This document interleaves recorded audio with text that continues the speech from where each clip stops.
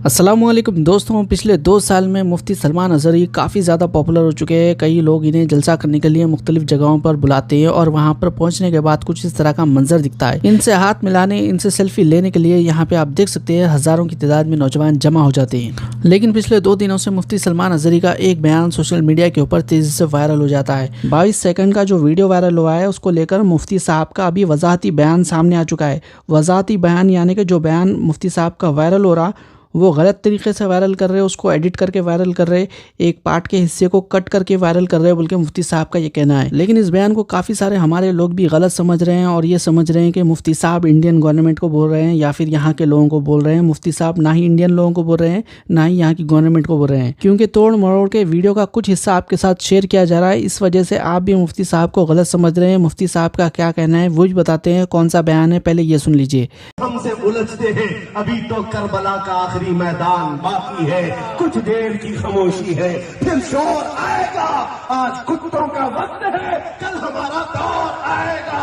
लब्बैक या रसूल अल्लाह। मुफ्ती साहब किसी भी कम्युनिटी का नाम नहीं लिया, बल्कि मुफ्ती साहब यहाँ पे कहना है कि जो लोग भी हमसे उलझते हैं उनसे ये कह रहे हैं कि अभी तो करबला का आखिरी मैदान बाकी है, यानी कि करबला, बैटल ऑफ करबला जो हुई थी उससे मुतालिक कहा इन्होंने। और मुफ्ती साहब ये किसको कह रहे हैं? जो लोग कहते हैं कि मुसलमानों को मारा जा रहा है, काटा जा रहा है, जो लोग बोलते हैं उनको ये जवाब दे रहे हैं, ना ही किसी कम्युनिटी को। पूरा 1 मिनट का बयान आपको सुनाऊंगा, उसके बाद में आप बोलेंगे कि मुफ्ती साहब तो कोई और बात कर रहे थे। लेकिन यहाँ पे क्या हो गया, कुछ इस तरह से मीडिया में मुफ्ती साहब के खिलाफ वीडियोस डाले गए।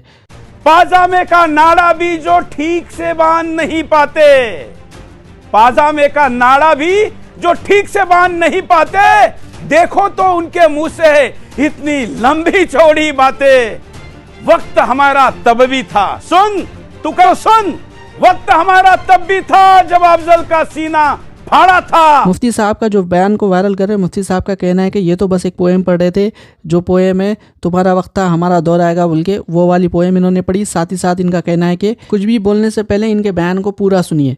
सरकार मुफ्ती आज़म हिंद के इसी कलाम पर गुफ्तगू खत्म करता हूँ। क्या बेहतरीन हमें पैगाम दिया था। दुनिया आज हमें ये टोचन मारती है, ताने मारती है। तुम अगर सच्चे हो तो इतने मारे क्यों जाते हो, तुम इतने काटे क्यों जाते हो? फिलिस्तीन में तुम्हारा कत्ल क्यों इतना ज्यादा? इराक में, शाम में, यमन में, फिलिस्तीन और अरब में, अफगान में, बर्मा में, हर जगह तुम काटे क्यों जाते हो? ये बार बार जो सवाल होता है, क्यों मारे जाते हो, क्यों काटे जाते हो? उन जालिमों को नौजवानों जवाब इतना देना। मुफ्ती आजम ने हमें सिखाया था, हम परवाने हैं मोहम्मदुर रसूलुल्लाह के, तू शम्मे रिसालत है, आलम तेरा परवाना। और जो परवाना होता है वो मरने के लिए ही पैदा होता है, जीने के लिए नहीं आता है। परवाने की जिंदगी अपनी शमा की मोहब्बत में घूम घूम कर अपनी जान दे देना। और अगर हम किसी सरजमीन पर काटे जाते हैं, मारे जाते हैं, तो एक बात याद रखो, हमारे मर जाने से इस्लाम खत्म नहीं होता। इस्लाम को खत्म होना था तो करबला में खत्म हो जाता, लेकिन इस्लाम की ये सच्चाई है, इस्लाम जिंदा होता है हर करबला के बाद। लब्बैक या रसूल अल्लाह।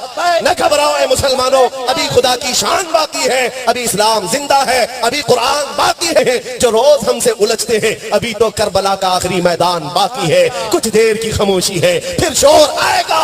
आज कुत्तों का वक्त है, कल हमारा दौर आएगा। जैसा कि आपने पूरा 1 मिनट का बयान सुना, इसमें मुफ्ती साहब का कहना है कि वो तो फ़लस्तीन से मुतालिक बात कर रहे थे, लेकिन उनके बयान के हिस्से को एक लास्ट का छोटा सा 22 सेकंड का हिस्सा वायरल कर दिया गया, जिसके बाद अभी मुफ्ती साहब के खिलाफ एक FIR दर्ज हो चुकी है। 2 लोगों को अभी गिरफ्तार भी कर लिया गया है, मोहम्मद यूसुफ और अजीम हबीब, जो कि ऑर्गेनाइजर